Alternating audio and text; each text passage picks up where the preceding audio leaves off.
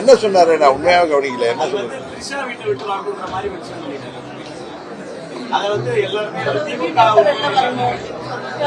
பொதுவா தனிப்பட்ட விமர்சனங்களை யாருமே தவிர்க்கணும். நண்பர் நயினாநாயகன் பொதுவா அது மாதிரி பேசக்கூடியவர்ல உண்மையா நான் பார்க்கல. நான் நைட் ரொம்ப லேட்டா வந்து சேர்ந்தேன். எழுந்த உடனே கிளம்பி வந்துட்டேன். நான் 3 மணிக்கு தான் வந்து சேர்ந்தேன்.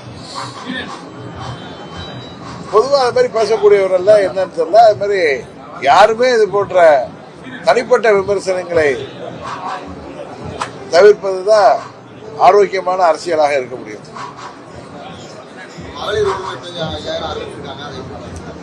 5000 இல்ல 50,000 அறிவிச்சாலும் உறுதியாக இந்த முறை திமுக ஆட்சி முடிவுக்கு வந்துடும். ஏன்னா நீங்க பாத்தீங்கன்னா மக்களை ஏமாற்றுகிற விதமாக 4 கிட்டத்தட்ட ஆட்சி முடிகிற தருவாய் வந்துட்டு, விவசாயிகளாக இருக்கட்டும்,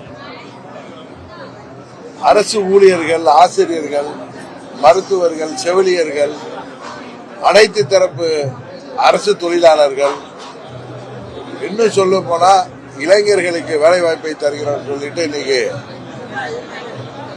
நிறைய கூலிப்படைகள் தான் தமிழ்நாட்டில் உருவாகின்ற அளவிற்கு போதை மருந்து கலாச்சாரம், கஞ்சா போன்ற போதைப் பொருட்கள்லாம் பள்ளிக்கூடங்களிலேயே கிடைக்கின்ற அளவுக்கு இந்த ஆட்சி சட்டம் ஒழுங்கு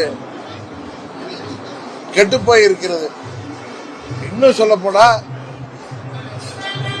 காவலர்களுக்கு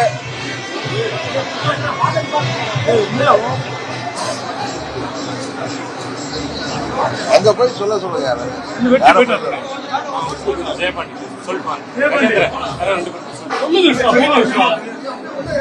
இந்த ஆட்சியில யாருக்கும் பாதுகாப்பு இல்லை.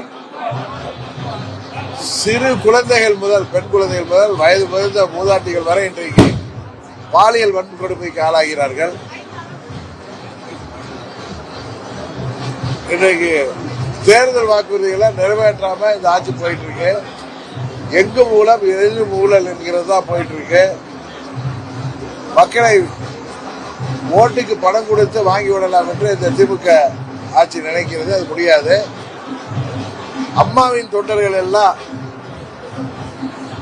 ஓரணியில் இணைந்துட்டோங்கிற பயம் அவர்கள் அறிவிப்புகள்ல இருந்து தெரியுது. அவர்கள் 5000 இல்ல 50,000 அறிவித்தாலும், மாதம் 1 லட்சம் அறிவித்தாலும் இந்த ஆட்சிக்கு யாரும் வாக்களிக்க போவதில்லை. இன்னும் சொல்ல போனா நான் வருகிற போது கேள்விப்பட்ட ஆதி திராவிடர் மற்றும் பழங்குடி மக்களுக்கு நலத்திட்டங்களுக்காக ஒதுக்கப்பட்ட நிதி கூட 11,000 கோடிக்கு மேல இந்த மகளிருக்கு கொடுக்கணும், குடும்ப தலைவர்களுக்கு கொடுக்கணும், அவசர கதியில இந்த அறிவிப்புகள் நடந்திருக்கு. நல்லா தெரியும். பழங்குடி மக்கள், ஆதி திராவிட மக்கள் அந்த பகுதியில் அடிப்படை வசதிகள், சாலைகள், வீடுகள், கழிவுநீர் வாய்க்கால்கள், மின்சார வசதி என அடிப்படை வசதிகளுக்காக ஒதுக்கப்பட்ட நிதி கூட இப்படி தேர்தல் பயத்துல, தோல்வி பயத்துல இன்றைக்கு மகளிருக்கு கொடுப்பதற்காக திசை திருப்பப்பட்டிருப்பது, படை மாற்றப்பட்டிருப்பது உண்மையாகவே கண்டிக்கத்தக்கது. இது ஒன்றும் முத்துவேலர், கருணாநிதி, ஸ்டாலின் குடும்பத்து நிதி கிடையாது. அரசு நிதி எடுத்து கடைத்தக எடுத்து வழிப்பிள்ளையாருக்கு உடைக்கிற மாதிரி செய்திருக்கிறார்கள். உறுதியாக இது பயத்தினால் செய்தது, தேர்தல் தோல்வி பயத்தினால் செய்தது.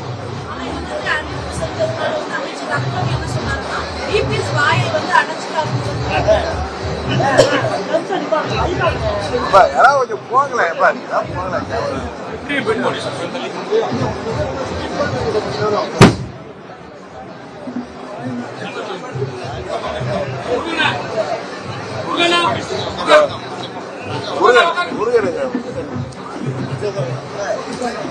உட்காரு.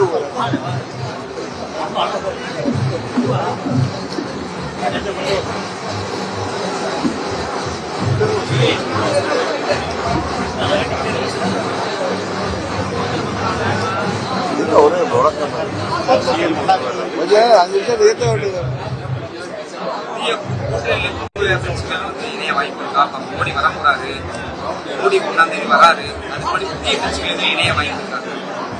உறுதியாக தேசிய ஜனநாயக கூட்டணி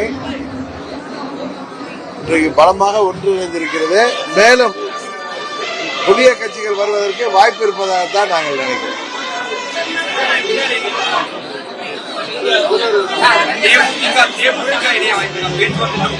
புதிய கட்சிகள் வர வாய்ப்பு இருப்பதாகத்தான்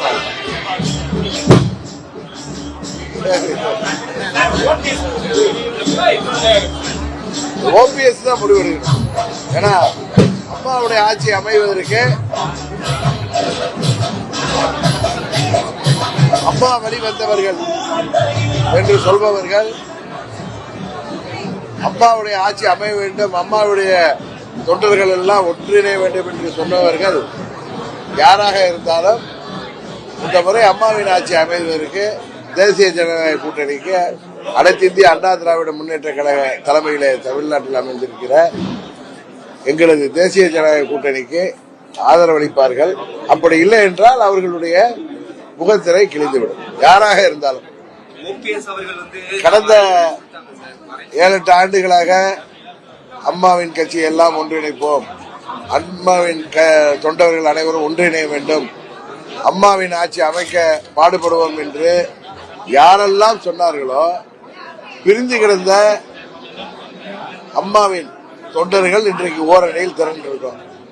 இன்னும் ஒரு சில பேர் வெளியில் இருப்பவர்கள் தங்களுக்கு என்ன பலன் என்பதை பார்க்காமல் அம்மாவின் ஆட்சி அமைய வேண்டும் என்று அவர்கள் கடந்த 7-8 ஆண்டுகளாக சொல்லி வருவது உண்மை என்றால் அதற்கு அவர்கள் உறுதுணையாக இருக்க வேண்டும். இல்லை என்றால் தமிழ்நாட்டு மக்கள் அவர்களை புறந்தள்ளி விடுவார்கள், அம்மாவின் தொண்டர்கள் அவர்களை அடையாளம் கண்டு ஒதுக்கி விடுவார்கள்.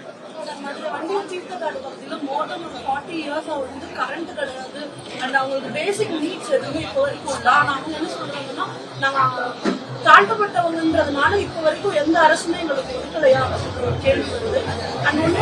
ஒத்த கடையில கட்டா வழங்கினாங்க சார் இலவசமா, அந்த கட்டா அங்க இருக்கிற பகுதி மக்களுக்கு வழங்கப்பட்டதுன்னு செல்லாது.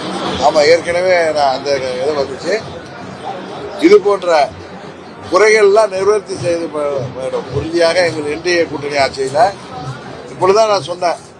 நீங்க தான் கரெக்டா சொன்னீங்க, அங்க நாங்கள் தாழ்த்தப்பட்ட மக்கள் என்பதால் எங்களுக்கு அடிப்படை வசதி கூட செய்து தரப்படக்கூடவில்லை என்று. அந்த ஆதி திராவிட மக்களுக்காகவும் பழங்குடி மக்களுக்காகவும் ஒதுக்கப்பட்ட நிதி 11,000 கோடி இன்றைக்கு மடை மாற்றம் செய்யப்பட்டிருப்பது கண்டனத்துக்கு உரியது என்பது உங்கள் கேள்வியிலிருந்து தெரியுது. உறுதியாக என்டிஏ கூட்டணி ஆட்சி அமைந்த பொழுது இது போன்ற குறைகள் தமிழ்நாடு முழுவதும் இருப்பது உறுதியாக சரி செய்யப்படும்.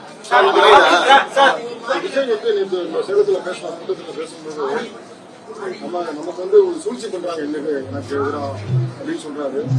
நான் விக்ரவாண்டி கூட்டத்துல ஒரு வெடிகுண்டு வச்சேன், கூட்டணி ஆட்சின்ற வெடிகுண்டு வச்சேன், அந்த வெடிகுண்டு எல்லா கட்சியும் வெடிக்குது அப்படின்றாங்க.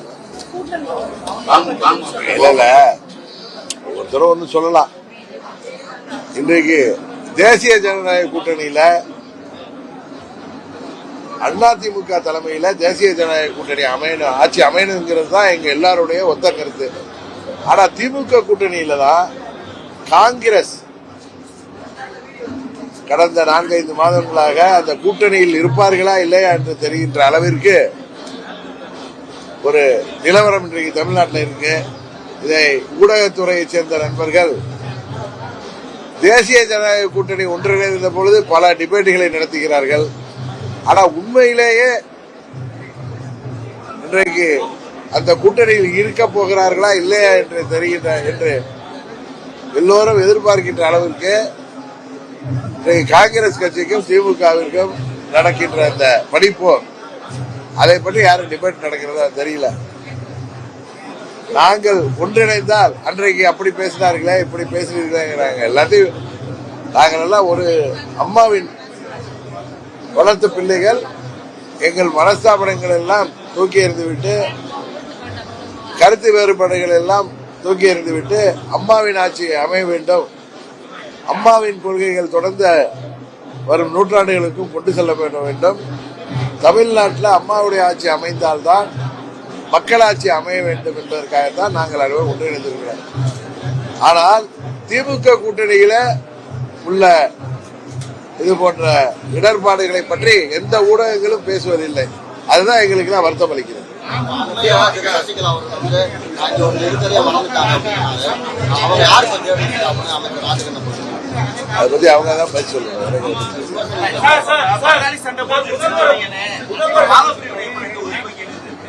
பாகப்பிரிவினைலாம் உள்ள ஒண்ணு அப்படிலாம் வார்த்தை கிடையாது. பாகப்பிரிவினைக்கு தொகுதி பங்கீடுக்கு நீங்க தவறா புரிஞ்சுக்கிறீங்க. சுமூகமான முறையில எல்லா கட்சிகளுக்கும் தொகுதி பங்கீடு, குறிப்பாக அம்மா மக்கள் முன்னேற்ற கழகத்திற்கு கௌரவமான விதத்தில் தொகுதிகளை பெற்று குக்கர் சின்னத்தில் நாங்கள் போட்டிவிடுவோம். அதுபோல எங்க கூட்டணியில எந்தவித குழப்பமும் வராது. இந்த முறை இந்த திமுக ஆட்சியை வீழ்த்த வேண்டும் என்பதுதான் எங்களுடைய ஒரே குறிக்கோள். தேசிய ஜனநாயக கூட்டணி இந்த மக்கள் விரோத ஊழல் திமுக ஆட்சியை ஒரு குடும்பத்தின் பிடியிலிருந்து தமிழ்நாட்டை காப்பாற்றுவதற்கு, போதை அரக்கன் அதுபோல கஞ்சா போதையிலிருந்து தமிழ்நாட்டை விடுவிப்பதற்கு நாங்கள் அனைவரும் ஒன்றிணைந்திருக்கிறோம். உறுதியாக வெற்றி பெறுவோம். இல்ல, நாங்க ஏற்கனவே பல முறை சொல்லியிருக்கோம், அதிகாரத்தில் பங்கு கேட்பது என்பது எங்களது கண்டிஷன்லாம் கிடையாது. எங்களை சேர்ந்தவர்கள் சட்டமன்ற உறுப்பினர்களானவர்கள் அமைச்சராக வேண்டும் என்பது எனது விருப்பம் தான் சொன்னேன், எனது ஆசை தான் சொன்னேன், தவிர நோ கண்டிஷன்.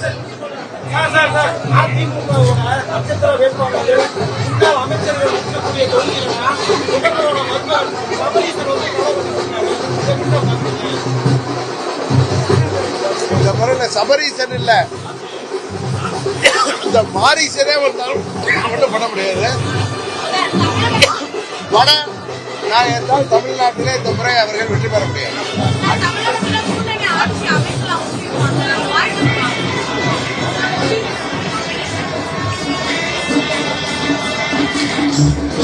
தமிழ்நாட்டில் இதுவரை மக்கள் கூட்டணி ஆட்சிக்கு வாய்ப்பு தந்ததில்லை. இந்த தேர்தலில் என்ன நடக்குதுன்னு பார்ப்போம்.